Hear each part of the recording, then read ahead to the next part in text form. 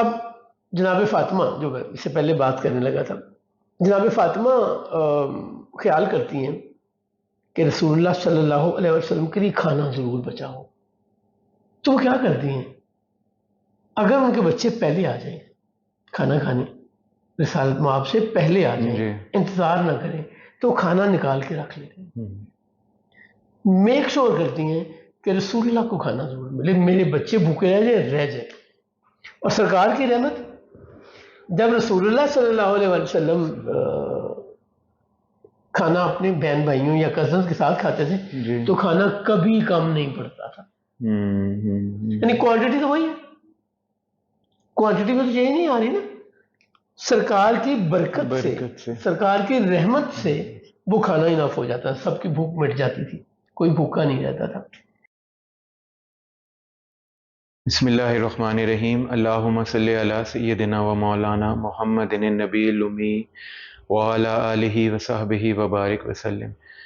سیرت pod cost محمد رسول اللہ صلی اللہ علیہ وآلہ وسلم میں پچھلی بار تک ہم نے ڈسکس کیا تھا کہ جب جناب عبدالمطلب صاحب کی وفات ہوئی اور اس کے بعد آپ صلی اللہ علیہ وآلہ وسلم جناب ابی طالب کے گھر تشریف لے آئے۔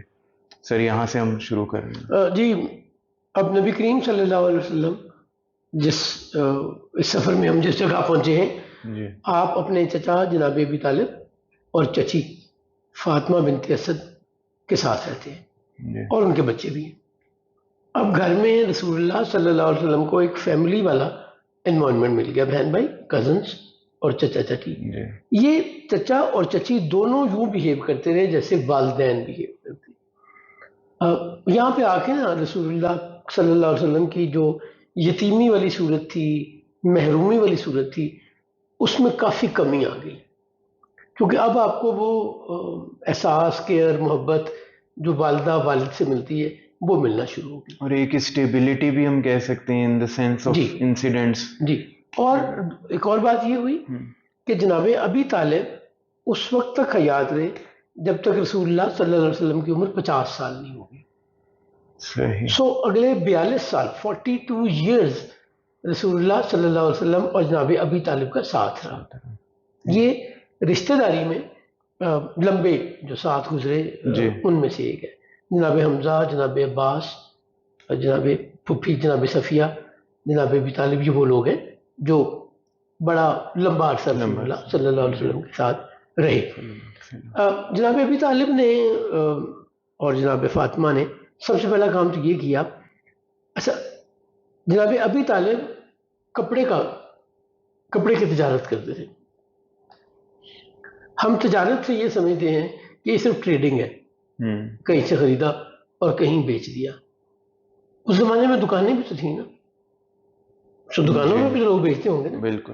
تو جب ہم تجارت کہتے ہیں تو اس میں وہ لوگ بھی آ جاتے ہیں جس کو آج ہم بزنس مین کہتے ہیں، اس زمانے میں تاجر کہا جاتا تھا، ٹھیک ہے۔ تو جناب ابی طالب کی کپڑا بیچنے کی دکان تھی، فیبرک بیچتے تھے، جسے آج کل کلاتھ ہاؤس ہم کہتے ہیں۔ اور بہت خوشحال نہیں تھے، فائنینشلی بہت خوشحال نہیں تھے۔ عمومی طور پہ یہ کہا جاتا ہے کہ کثیر الاولاد تھے، کثیر الاولاد نہیں تھے، 4 بیٹے 2 بیٹیاں۔ 1400 سال پہلے بڑی فیملی نہیں ہوتی تھی، اس زمانے میں تو لوگوں کی بیویاں 4 6 ہوتی تھیں، بچے تو ان سے کہیں زیادہ، 18 20 بچے، 10 بچے، 7 بچے، بڑی کامن سی۔ 1980 کی دہائی میں چلے جائیں تو اب تک یہی تھا۔ جی، جس ایج گروپ سے میں تعلق رکھتا ہوں اس زمانے میں بھی 5 6 بچے نارملی ہوا کرتے تھے فیملیز میں۔ یہ بعد کے زمانے میں آیا کہ ہم تربیت اچھی نہیں کر پاتے بچوں کی، تو ان کے وسائل چونکہ مشکل ہوتے کہ سہولتیں نہیں مل سکتی، تو فیملی پلاننگ یا فیملی کی کنسٹرکشن کچھ ڈفرینٹ ہو گئی، چھوٹی فیملی۔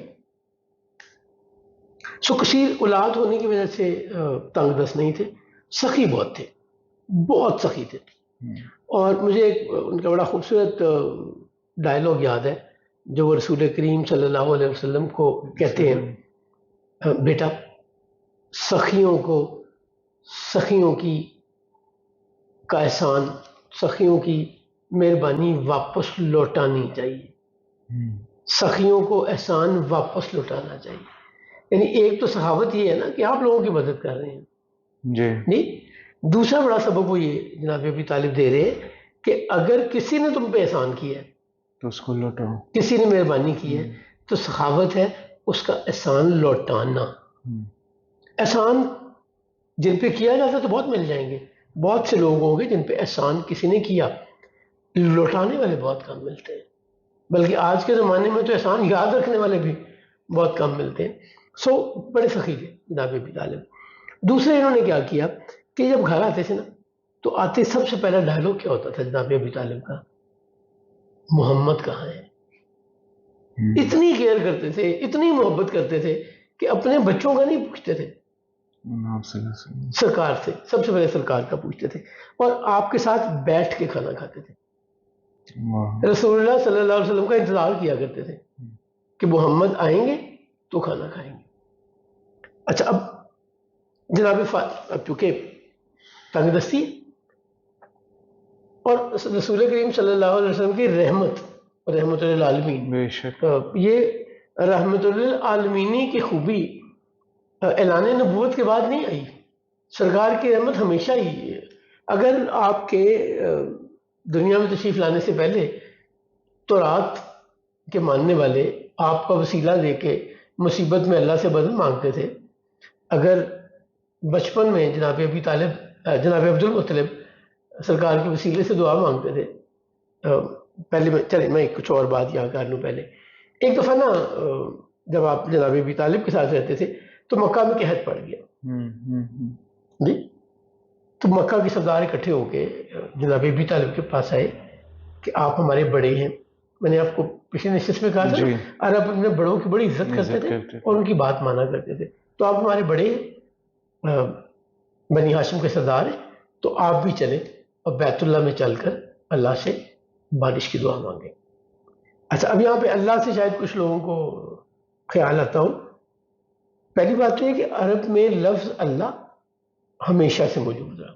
صحیح جی, ایک عیسائی ہے جو ہجرت کے وقت سرکار کو رہنمائی کر کے غیر معروف راستے سے لے کے جاتا ہے یسرب. اس کا نام عبداللہ بن اریقت تھا, عیسائی اور نام ہے عبداللہ. حضور کے والد کا نام کیا ہے؟ عبداللہ.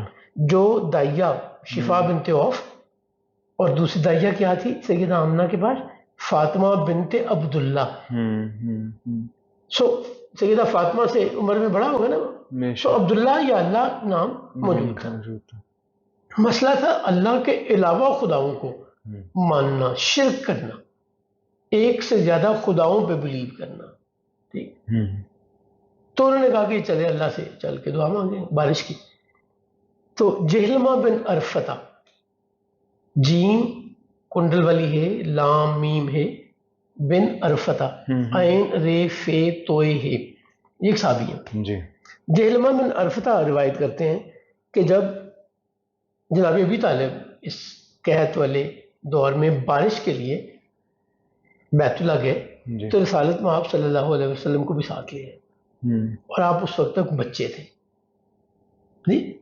سو میں اپنے گمان سے سمجھتا ہوں کہ 9 سال عمر ہوگی, 8.5 سال عمر ہوگی, یہ اس دور کی بات ہونی چاہیے. تو وہاں پہ کچھ اور بچے بھی تھے. جناب ابی طالب نے پیٹھ کمر رسالت مآب صلی اللہ علیہ وسلم کی بیت اللہ سے لگائی اور آپ کے وسیلے سے بارش کی دعا مانگی.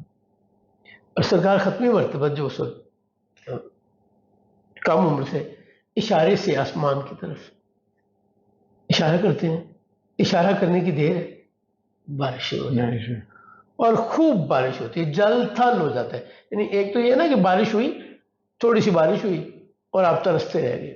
نہیں, بارش ایسے ہوئی ہے کہ آپ کو زمین کو مکہ کے لوگوں کو سیراب کر دی, خوب بارش ہوئی.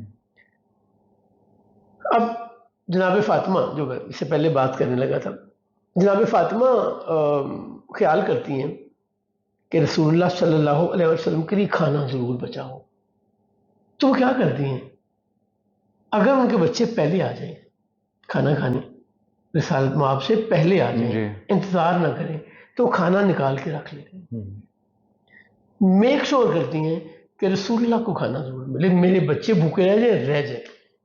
اور سرکار کی رحمت، جب رسول اللہ صلی اللہ علیہ وسلم کھانا اپنے بہن بھائیوں یا کزنز کے ساتھ کھاتے تھے جی تو کھانا کبھی کم نہیں پڑتا تھا. یعنی کوانٹٹی تو وہی ہے، کوانٹٹی میں تو چینج نہیں آ رہی نا. سرکار کی برکت سے، سرکار کی رحمت سے وہ کھانا انف ہو جاتا، سب کی بھوک مٹ جاتی تھی، کوئی بھوکا نہیں رہتا تھا. ایک اور مجھے یاد آ گئی، رسالت مآب صلی اللہ علیہ وسلم کا فرمان ہے جی کہ 2 لوگ اگر مل کر کھانا کھائیں تو 3 لوگ کھا سکتے ہیں. اچھا، اگر 3 لوگ مل کے اکٹھے کھانا کھائیں تو 4 کھا سکتے ہیں. اگر 4 لوگ مل کے کھانا کھائیں تو 5 کھا سکتے ہیں. یہ اصحاب صفہ جب ہم مدینہ منورہ اور جی جی مہاجرین جن کے پاس گھر رہنے کو جگہ نہیں تھی، مسجد میں رہتے تھے، جی ان کے متعلق جب سرکار فرماتے ہیں تو یہ وہاں ذکر کرتے ہیں. پوچھنا چاہ رہے جی ہیں میں یہ مجھے میرے ذہن میں آ رہا تھا کہ جب آپ نے بتایا یہ کہ جناب ابی طالب نے آپ صلی اللہ علیہ وسلم سے یہ بات کہی تھی کہ سخاوت یہ ہے کہ جو احسان کرے اس کا، میرے ذہن میں آتا ہے کہ آپ صلی اللہ علیہ وسلم نے تو جس نے ذرا سا بھی آپ صلی اللہ علیہ وسلم کی اس کو خدمت کا شرف حاصل ہوا ہے، تو آپ صلی اللہ علیہ وسلم نے تو ایک تو ہوتا ہے نا احسان کا بدلہ احسان، آپ صلی اللہ علیہ وسلم نے تو ڈبل ٹرپل اس کو اتنا کچھ عطا کیا ہے کہ اس کا تو کوئی وہی نہیں ہے. حسن آپ تو بڑی سادہ بات کر رہے ہیں. جی سرکار نے ان پہ احسان کیا جنہوں نے ان پہ ظلم کیا. کیا کہہ رہا ہوں میں؟ ان پہ احسان کیا جو ساری زندگی ظلم کرتے رہے، دشمنی لیتے رہے، نقصان پہنچاتے رہے. سرکار ختم مرتبت کے ظرف کا تو کوئی نہ اندازہ کیا جا سکتا ہے نہ مقابلہ کیا جا سکتا ہے. ہندا کلیجہ چپاتی ہے، سرکار معاف کر دیتے ہیں. واشی جی معاف کر دیتے ہیں. اور کس کو معاف نہیں کیا؟ کیا حجۃ الوداع پہ اپنے کزن کے بیٹے کے قاتلوں کو معاف نہیں کیا؟ نہیں. یعنی آپ نے تو ہر موقع پہ احسان کیا، مجسم احسان ہے. یعنی اگر کسی نے احسان کی تعریف ڈھونڈنی ہے یا کسی نے احسان کا ظرف دیکھنا ہے تو سرکار کی ذات کو دیکھیں. اب جناب فاطمہ یہ خیال کرتی ہیں کہ کھانا بچے مل کے کھائیں تو کھانا پورا ہو جائے گا، اور اگر بچے پہلے آ گئے ہیں تو وہ سنبھال کے نکال کے رسول اللہ کے لیے کھانا رکھ لیتے ہیں. اچھا جناب ابی طالب بھی اپنی جگہ، ہر گھر میں باپ کا ایک روب ہوتا ہے، کتنا بھی شفیق ہو باپ کا ایک اپنی جگہ اور اسٹینڈنگ ہوتی ہے. تو ایک گدا تھا جس پہ آرام کیا کرتے تھے، تو ان کے بچے اس گدے پہ نہیں بیٹھتے نہیں تھے، چھیڑتے نہیں تھے. صحیح. ایک دن جناب ابی طالب گھر آتے ہیں تو گدا وہاں موجود نہیں ہے، میٹرس جی. تو پوچھتے ہیں وہ میٹرس کہاں ہے؟ تو انہیں کہا جاتا ہے کہ محمد اٹھا کے لے گئے اور وہ اس پہ لیٹے ہوئے ہیں. کہتے اسے تنگ نہ کرنا، اسے گدا واپس نہیں لینا. یعنی وہ ساری جو خیال ہوگا اپنے کمفرٹ کا، یا یہ خیال ہوگا کہ مجھے تو عادت، دیکھیں آپ اپنے بیڈ پہ آپ کو ایک اپنی عادت ہوتی ہے، صرف بیڈ پہ عادت نہیں ہوتی، جس بیڈ کی سائڈ پہ آپ لیٹتے ہیں نا، اگر آپ بیڈ کی رائٹ سائڈ پہ لیٹتے ہو تو لیفٹ پہ لیٹ کے آپ کمفرٹیبل نہیں ہوتے، آپ کو ایسی عادت پڑ جاتی ہے کہ آپ رائٹ پہ لیٹ گئی کمفرٹیبل محسوس کرتے ہیں. پلو تک کی عادت ہوتی ہے کہ تمام چیزوں. تو یہاں پہ کیا ہے، انہوں نے اپنی عادت اپنی چیزیں بھول گئے. وہ رسالت مآب صلی اللہ علیہ وسلم کی مہربانی کے لیے، ان کی خدمت کے لیے انہوں نے بالکل بڑی آسانی سے کہا آل رائٹ. یہ وہ رویہ رہا، یہ وہ محبت رہی جو جناب ابی طالب کی رسول اللہ صلی اللہ علیہ وسلم سے ساری زندگی رہی. یہ ایک طرح سے آپ کہہ لیں کہ ریپلیکا ہے جناب عبد المطلب کی محبت کا، کہ جیسے جب ہم نے پچھلی اس میں آپ نے بتایا تھا نا کہ ان کی کرسی پر کوئی نہیں بیٹھ سکتا تھا، لیکن ایک دفعہ آقا کریم 100% درست. ابھی پچھلی نشست میں آپ بات کر رہے تھے جی کہ وہ جناب عبد المطلب نے جناب ابی طالب کو ہی کیوں حوالے کیا. جی تو کچھ سمجھ آ رہی ہے نا کیوں حوالے کیا؟ یقیناً ماشاء اللہ. آج کے لیے یہی